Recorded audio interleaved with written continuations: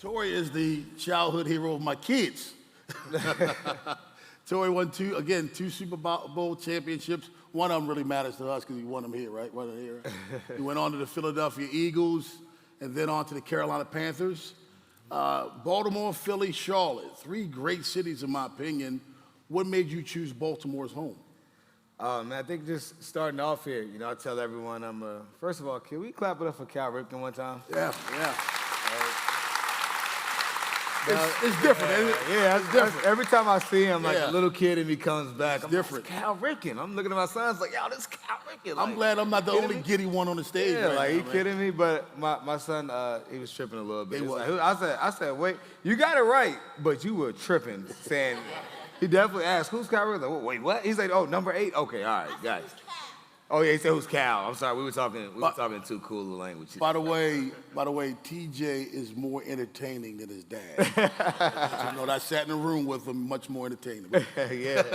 But for us, tell everyone I'm a Virginia boy, but I'm a Maryland man. Having an opportunity to go to the University of Maryland, being right here in Baltimore for those 4 years on my rookie contract, and then just coming into the city, and I felt like the city embraced me.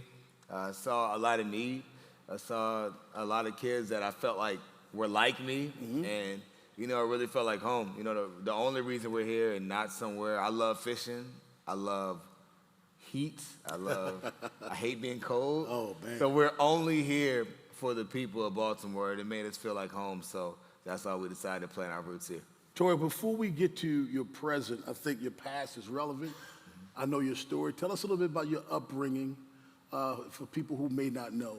Yeah, I was born in Richmond, Virginia, but I'm from Colonial Beach, Virginia, small town. Oldest of 7. My mother moved around a lot, wasn't very stable. Ended up getting into a very abusive marriage when I was about 3rd grade or so. So before 16, we lived in probably 20 different places, shelters, folks' homes, hotels, you name it. And I was kind of like the father figure in our house because of the abuse, the physical abuse, the drug abuse that he was going through at the time. So, it was definitely challenging for us coming up, but sports was always my way, my outlet. My mother, even though things were challenging for us due to some decisions that she made oftentimes, she never let my grades slip. It's like, no matter what our situation was, I had to hold myself to a high standard at all times, and honestly, I think that's what helped make me who I am and to be sitting in front of y'all right now. I think your mom once said she used your desire to play sports as that tool to keep your grades up. Oh, absolutely. It didn't matter. I'm talking, we could be commuting, we could be in a hotel, we could be wherever. Listen, I don't care what the situation is. You're still going to have to go into school, and you're going to have to get good grades. And, like, that standard there, like, my mom didn't play. I got a C on a midterm one time. And y'all know midterms aren't even like real grades. Right. I had 1 C because we only had 1 grade, and she took me off the basketball team. And it took for my guidance counselor, the coach, all the coaches, and everyone to explain that it was only 1 grade, and it's fine. I'm asking my teacher, like, please give me an assignment so I can get this back up. But she didn't play, and that discipline really kind of helped shape me. Yeah, tell us how sports overall played a role in you. What got your attention through sports? Man, I think sports is fun. Like I always played everything. If it was fall, I was playing football. Winter, I'm playing basketball. Spring, I'm playing baseball. And, people ask all the time, like, did you play football all the time? I'm like, I would love to say that, but because we moved around so much, I only played football in 3rd grade, and I didn't play again until middle school because we were never stable. Right. So I was a recess hero, but I never really played organized football until middle school. And so beyond just actually playing the sport, my role models came from sport, right? My coaches were my mentors. I wanted to be like them. They showed me what a healthy relationship looked like by going on AAU basketball trips, like watching them communicate with their wives. Like, you can communicate and not have to throw hands. Right? Like, these are new things. I remember it exposed me to a bunch of different things. I tell the story all the time. Anyone that's from Virginia, there's a college in Virginia called Eastern Mennonite University, right? It's out in the mountains. I was thinking it might be in Lynchburg, maybe wrong in the city. But if you asked me for a solid 4 years where I wanted to go to school, I was telling you Eastern Mennonite University. Wow. Because my coaches, we played in the AAU tournament there, and I'm like, I saw this college campus. I'm like, hey, I want to be here. I want to do this. And so my coaches exposed me to what it's like to be a man. They challenged me to be disciplined, and because of sports, it allowed me to see different things, which helped me craft this vision for what I wanted my life to be, and that would have never been possible without sports. That's awesome. That's awesome. So you applaud the coaches that are in the room. Oh, absolutely. Tell us about your organization, Level 82. So Level 82 is an acronym. It stands for Leadership, Education, Vision, Effort, and Love. And those are 5 principles that we think are essential for everyone's success.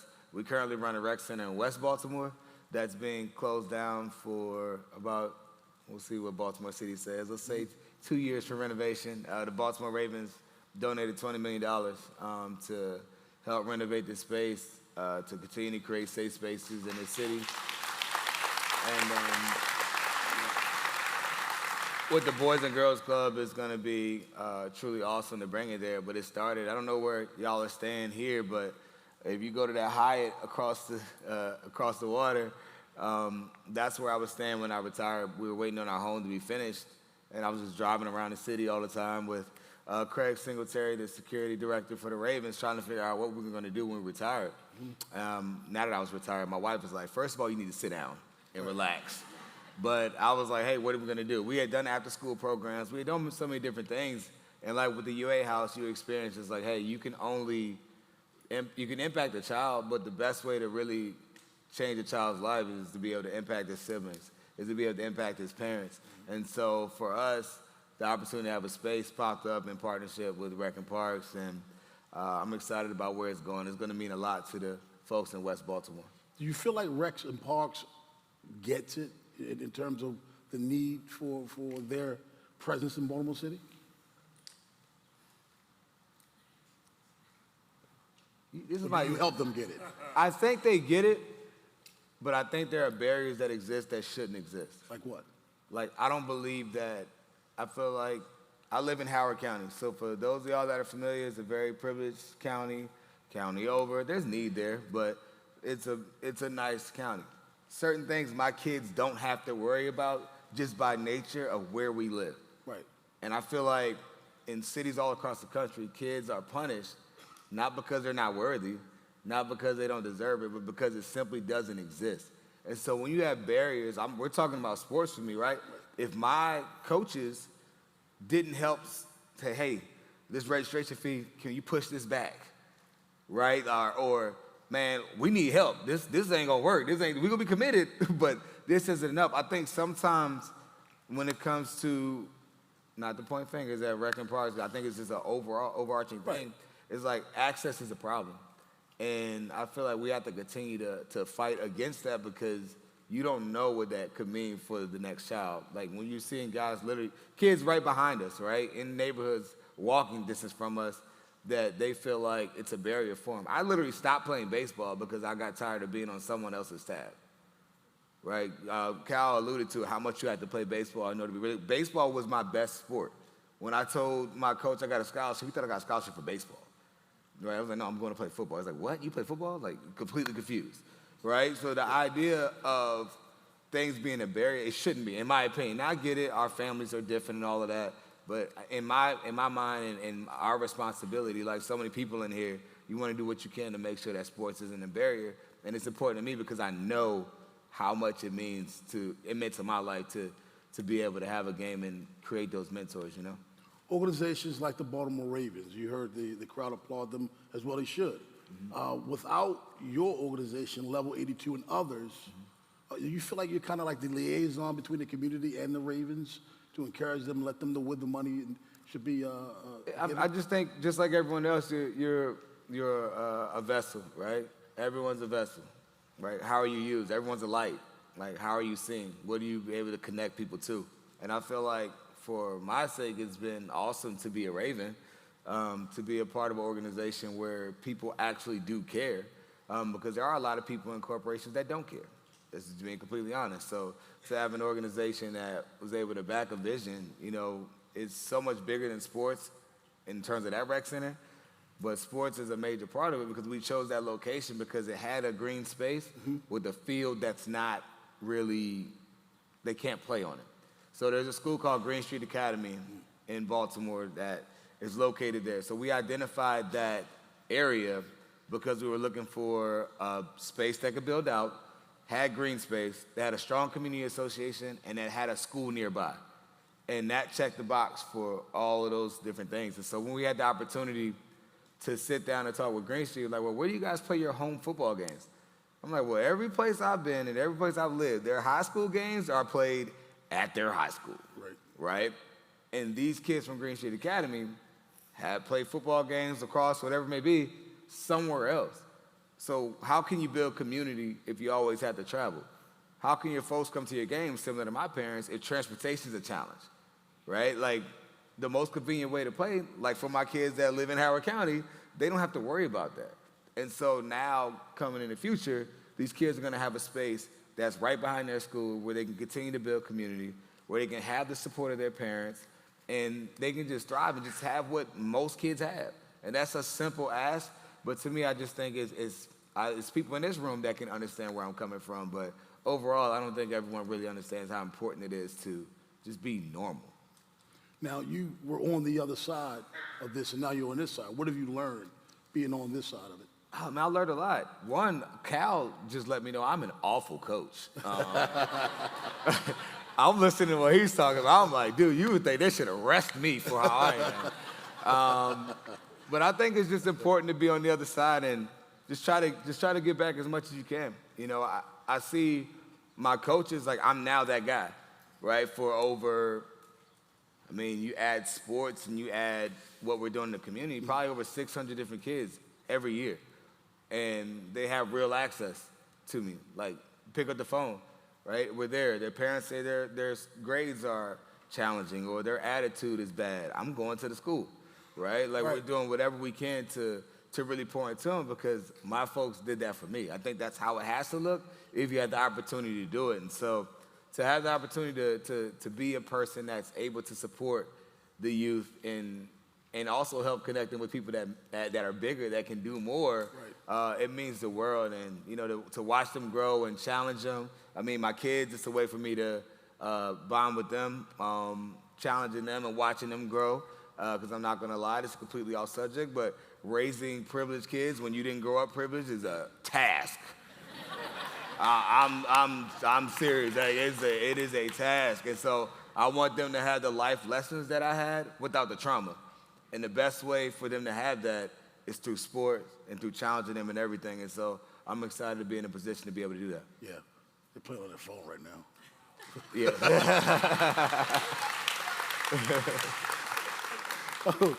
Open it up for some questions. Yes, sir. So you talk a lot about how coaches help you grow and just the experiences that they going into your AAU games and everything. What were some of the traits that you saw as, like, on the field, in the locker room, that really stuck out as a coach, that really helped develop you as a professional and as an adult that you are now? Yeah, I'm not gonna lie, I've had a really good coaches, like, almost through my entire life. I only had one coach that I thought was kind of a clown, but everyone else was really good. And that's from the youth level on. And things that stood out to me the most that were people that were authentic. They weren't trying to be someone else, right? But, like, kids watch you more than they'll ever listen to you. And so what I can say about all of my coaches, from John Harbaugh in Baltimore to Ron Rivera to whoever my youth coaches down in Virginia, the Pierce family, like, I could look at them and see what they were preaching to me. So it wasn't foreign, everything aligned. And so where I think you get in trouble is when you have coaches that are talking and speaking one way, but they're walking another. And kids identify that. If they see you as phony, there's no way they're gonna respect you the same. Yes, sir. Cal talked about it, you spoke about access as well. Are there initiatives you guys are involved with that are helping to defer the costs?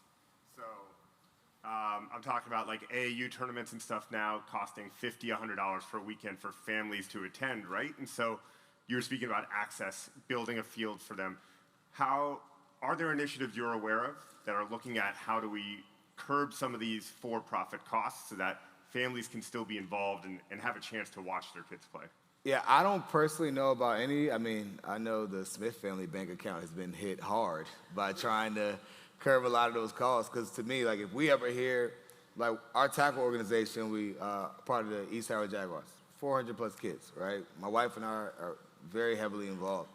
There are kids that come, if they have issues paying for it, it's not an issue, right? Even with our own organization, like, people come out there, it's not going to be an issue, regardless of a price tag in any situation. In my eyes, it's not real. If it's a problem, it's not real. And so I think it's just hard because some things do cost money to keep it going, and I get it. But I think it's, when it comes to, you mentioned tournaments specifically, they're making so much money, folks are never going to change that. They're never going to. That's just the truth. But I think we have to try to identify ways to be real there, to figure out what we can do to help. So I loved hearing your story. Thank you for sharing what you shared about raising privileged kids. That was very relevant. It definitely was not off topic, so thank you for sharing that. What sort of advice would you give to coaches in using the trauma-informed care approach? What would you tell them how to deal with some of the kids that they are interacting with? Yeah, I think that's a great question, actually. To me, I think it boils down to, again, being authentic and love. You know, I'm a person that I wasn't comfortable saying I love you to anyone until my wife. And that's because it wasn't something that was said in our house all the time. And then my mom, when she used to say it, I'm like, you're saying this when we're in a messed up situation. So I'm like, it meant absolutely nothing to me, right? That was my own trauma that I was dealing with in a way. Like, love is an action to me. That word means absolutely nothing. And so I think you just have to get to know that when people know you're there for them, it really shows. And when you don't give up on them. Sometimes people try to give you the cold shoulder, not because they don't want you there, but because it's uncomfortable to them. So to me, I think it's just about being authentic, getting to know people, and showing genuine love, and it tends to cure a lot of things. Ladies and gentlemen, give a hand to Torrey